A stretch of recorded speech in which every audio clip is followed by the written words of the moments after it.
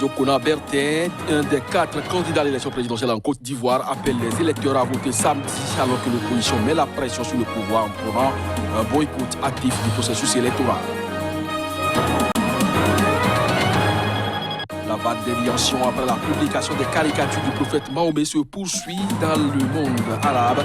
Le Conseil des sages musulmans basé à Abu Dhabi a annoncé son intention de poursuivre Charlie Hebdo. Au Niger, les ressortissants étrangers constituent une cible privilégiée des groupes armés. Un Américain a été enlevé dans le sud du pays, à 400 km à l'est de Niamey.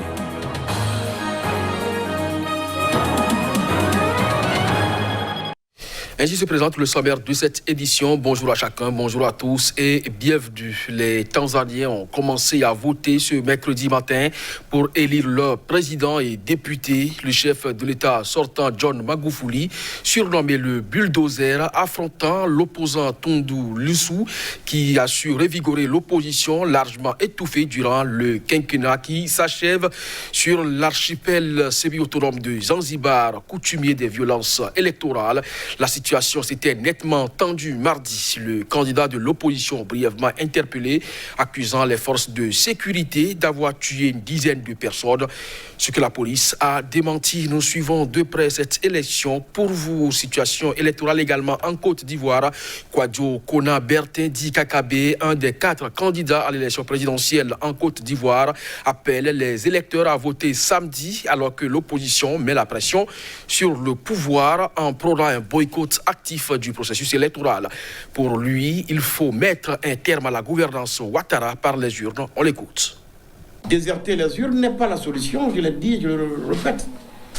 Je demande une seule chose aux Ivoiriens, qu'ils aillent voter. Vous voulez mettre un terme à la gouvernance de Alassane Ouattara. C'est votre droit et c'est tout à fait légitime.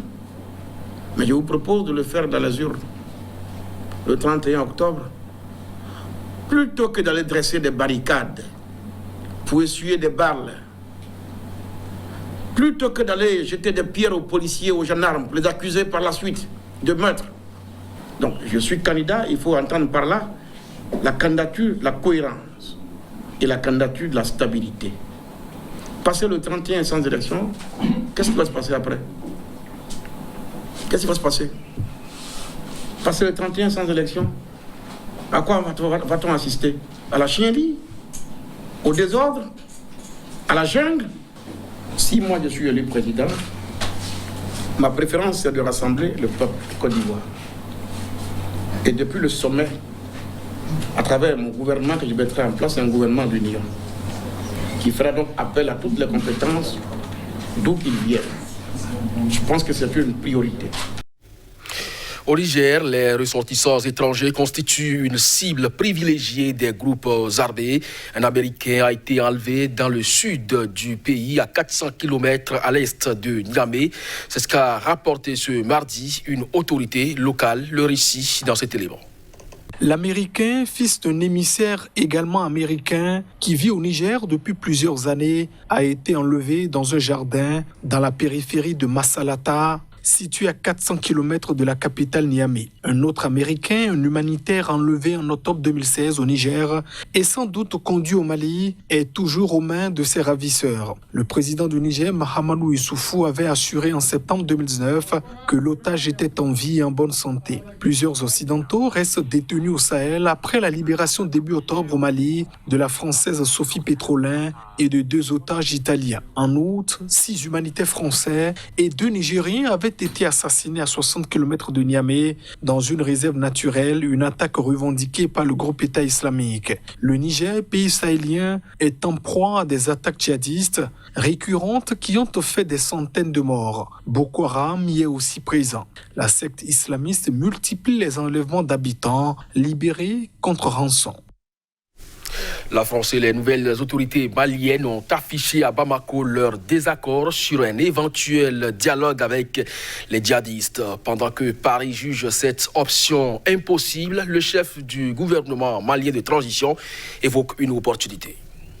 Le ministre français des Affaires étrangères, Jean-Yves Le Drian, a jugé lundi à Bamako qu'un dialogue n'était pas possible avec les groupes djihadistes, une position qu'a immédiatement nuancé le chef du gouvernement malien de transition. Le premier ministre malien de transition, Mokhtar Ouane, a immédiatement souligné que le dialogue national inclusif, vaste concertation nationale tenue fin 2019, avait très clairement indiqué la nécessité d'une offre de dialogue avec les groupes armés djihadistes. Le Drian a estimé que la position française était celle des pays du G5 Sahel, dont fait partie le Mali, de la communauté internationale et du Conseil de sécurité de l'Organisation des Nations Unies. Chose très clairement, il y a des accords de paix qui viennent d'être évoqués par le Premier ministre. Il faut mettre en œuvre les accords de paix. Il y a, et c'est les accords de paix qui font la paix. Ces accords de paix, ils ont été validés par un certain nombre de signataires, dont des groupes armés signataires. Et dans les accords de paix, il y a un élément tout à fait essentiel qui est l'armée reconstituée. Le Premier ministre vient d'y faire référence et c'est l'urgence du moment. Et puis, il y a des groupes terroristes qui n'ont pas signé les accords de paix. Les choses sont simples. Et je pense qu'il faut voir en cela une opportunité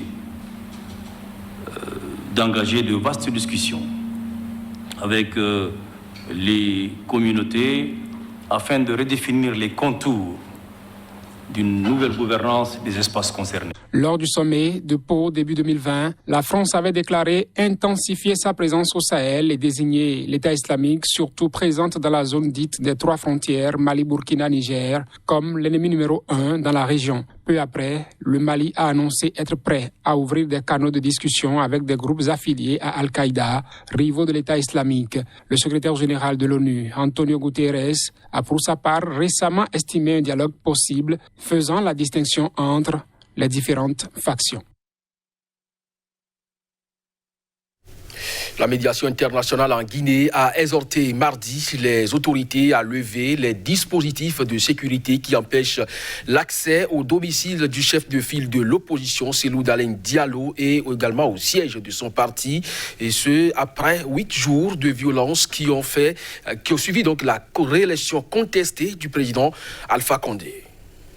La mission des États de l'Afrique de l'Ouest, CEDEAO, de l'Union africaine et de l'ONU exhorte dans un communiqué les autorités guinéennes à lever le dispositif de sécurité qui empêche l'accès au domicile du chef de l'opposition dans la perspective d'un dialogue inclusif. La délégation a regretté les actes de violence post-électorale qui ont occasionné des pertes en vies humaines et des destructions de biens publics et privés.